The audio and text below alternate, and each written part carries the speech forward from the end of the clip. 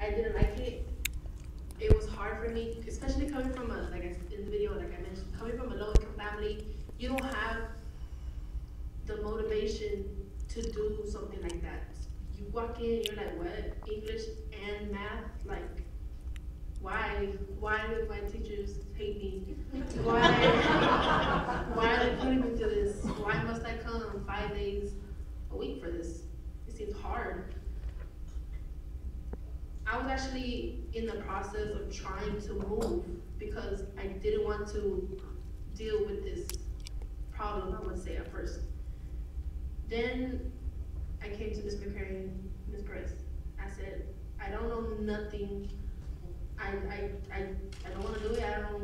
I just can't take it. Then they told me, give it a chance. Just see how you like it. Don't give up so easily. So at first I was like, oh, I mean, I've heard that so many times, take a chance. But then I did it for myself, but also to see what I can learn from it and teach others. So going into it, my father actually had bought me a laptop when I had broke down, and I was like, you know what, this is what needs to be done. I need a laptop or a computer. So he bought me one that day. It took me about a month, maybe 2, to actually figure out a lot of stuff on the computer. It wasn't only Schoology and the stuff online and how to submit it, but now my knowledge has progressed so rapidly, and so it's incredible to me. It's incredible to me because now I can make a slideshow like that, adding music. I can add videos. Much better. I can add stuff to it, and before I didn't know nothing. I couldn't even like sign into my email without forgetting my password. I couldn't even like submit an essay online. So now the fact that I can do that and I can teach others, I have taught my dad stuff, I have taught my sister stuff.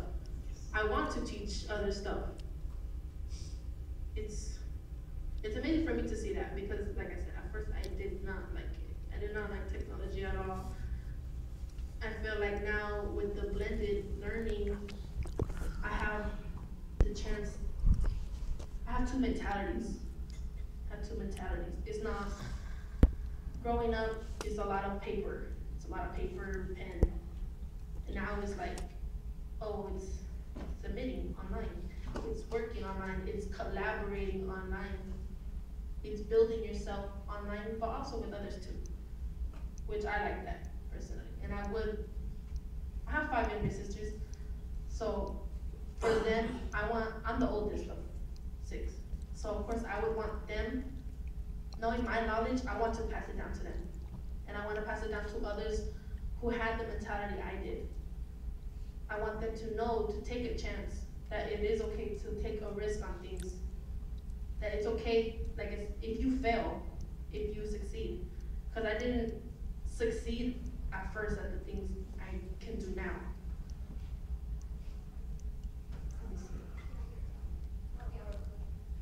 Ooh, our code, I mean, it was a lot of thinking. It hurt at first. It hurt my brain. But toward the end, it was, I think our code made me realize, like, okay, English and math does go together. And I like our code because it makes you think harder, but it also pushes you. And at the end, I think I got 2 certificates. I got one for Flappy Bird and I got one for Frozen. Yes. And I can say that the Frozen one was more difficult because you have to deal with more geometry. And I don't like history. So it made me, and actually, I think now I probably would go to college to further my knowledge into coding.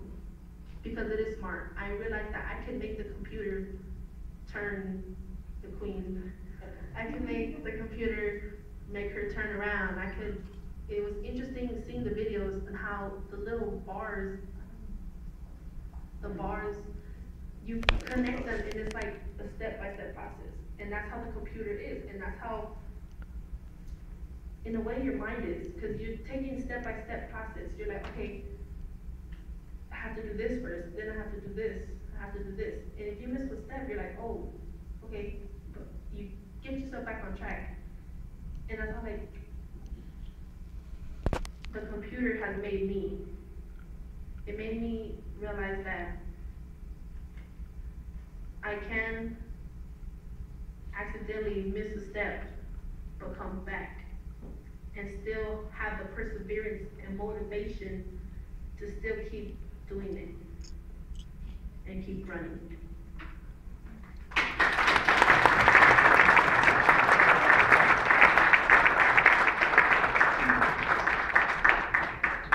That's exactly why we run. And also, her dad, Fernando, in the back, filming very proudly.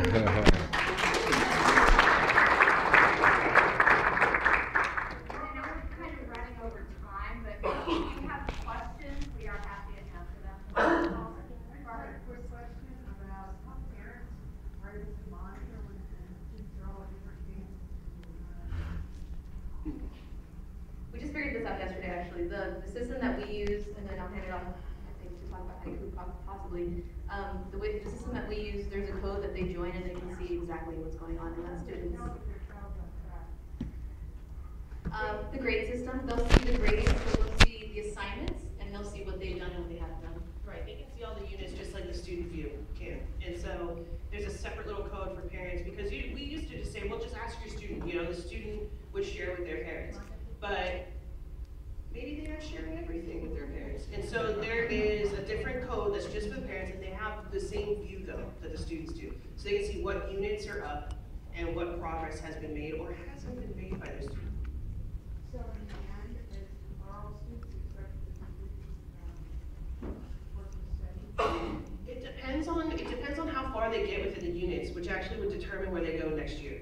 So for English, for me, if they do not complete to mastery all 8 units, then I might recommend them to repeat part of 11th grade English, or I might recommend them for moving on to 12th grade English, but with a reading enrichment class or some sort of like language acquisition and development class. And for math, you can talk about that. So for math, they complete all of the material, they receive an A, a little bit less B, a little bit less C. But if they complete extra material, they can apply for pre-calculus or statistics next year. Recognizing that there's a learning curve with this kind of a process, at what grade level do you think you can begin getting students prepared for this type of learning? Kindergarten. And how would you do that? Immediately. Well, again, it takes a strategic approach, and I think Alex spoke to that. I think it takes, should I use my teacher voice with mine? Is this better? So I think it takes I'm gonna be redundant. It takes teacher training. Teachers need to know how to implement in a technology-rich environment. It's different and it requires a different skill set. So that has to happen first. If you remember what Alex said, they had, what came first? Professional development. They didn't get their tools until the end.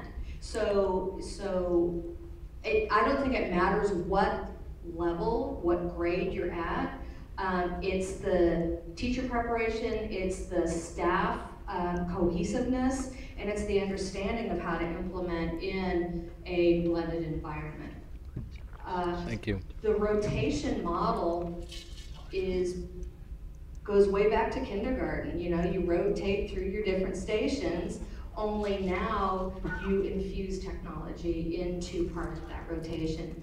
I think I was telling Barbara earlier today, I was at the Verizon store and their little 2-year-old on the floor playing with her dad's smartphone, and even the other day I found iPad app for your cat. Pat, pat, pat. But again, I don't think it's so much the grade level as it is knowing how to implement in a technology-rich blended environment and strategically implementing as either a teacher, a pair of teachers, a school site, or a district. Yes, oh wait. I also just wanted to say, it's not even necessarily about the technology, which they can pick up very quickly. I think the challenging part, and this should start maybe at the earliest levels, is the mindset of, I don't know something, but I'm gonna find out. Or this is really difficult, but I'm not just gonna stop doing it. I'm gonna try and find a solution, another way to do something. That's really what I think the focus is on, is just the mindset, the attitude, the ability to not be scared of failing or of saying like, I don't know. So in the INACOL new blended teacher competencies, it's brand new out in November. And it's 4 domains. One of those domains is mindset. So it's a shift in mindset. Yes, question? You have a question? Yeah. So how many blended classrooms are there? And is the blended classroom that you guys teach in, is that dedicated for you guys, or is it shared among other teachers? So first, as far as the blended classrooms, we only have a couple of teachers who have successfully completed the certification program for LEC.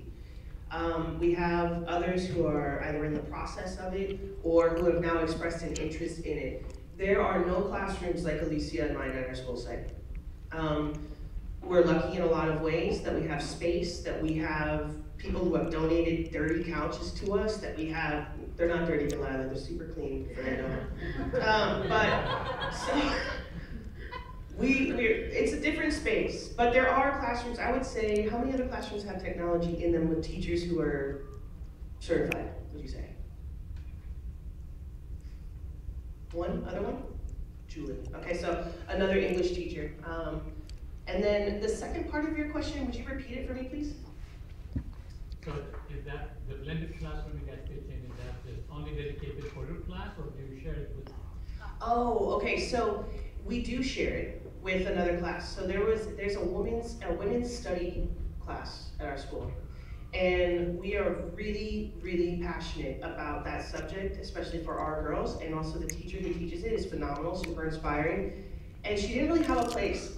So she asked us, like, hey, can I come in here on B days? And, you know, because it's our prep period during her class period. And we said, yeah, of course. And so she came in like a couple times, right? And we started to hear about these projects that the girls were working on for the community. And we talked and we said, you know what would be really cool is if we could teach these girls and Susie how to teach her students how to make these things live forever. And so people who maybe don't know about the project or the workshop that they want to hold on family planning, maybe it lives somewhere online where people can attend that workshop later. So we ended up asking her to move in with us after just kind of spending the night. So we know we have gone over into your next time. Thank you so much for inviting us to be here and to share. We have provided our contact information here. I've done this many times, and I was telling Joanne earlier, I didn't even bring paper cards today. I totally forgot. But you have access to this presentation. All our contact information is here, except for Delilah. You're gonna have to contact her through them and with permission from Dad. But thank you very much, and we are here for more questions out in the hall. I don't want to infringe on the rest of your time.